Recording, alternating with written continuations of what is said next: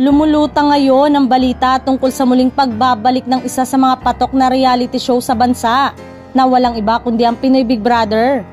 Ayon kasi sa latest episode ng Showbiz Update nitong Martes, magsasanib puwersa raw ang ABS-CBN at GMA para sa nasabing reality show. Ayaw kong ikumpirma yan. Hintayin natin kung may sasabihin sila, pero maganda yan kung magsasanib puwersa, parang Unbreak My Heart, saad ni Showbiz Insider OG Diaz. Nakakatuwa kung magkakatuluyan ng GMA at ABS-CBN again. Studios na ang ABS-CBN kaya ABS-CBN Studios. Kasi syempre ang ABS-CBN walang prangkisa, so content creator din sila. Nagpo-produce rin sila ng mga teleserye, anya.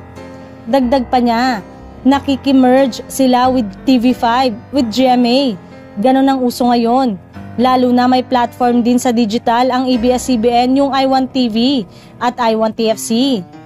Hindi pa naman daw kumpirmado ni OG kung sa mismong GMA o sa sister station nitong GTV papalabas ang PBB.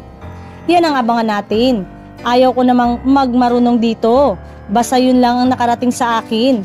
Hindi ko naman alam kung confirm. Lahad pa niya. Kuya, kakaganyan mo, kaka-confirm mo, ang ending confirm naman talaga. Sabi naman ng co-host niyang si Morena. Matatandang bago makumpirma ang balita tungkol sa paglipat ng noontime show Night Showtime sa GTV. Matapos masipa sa TV5.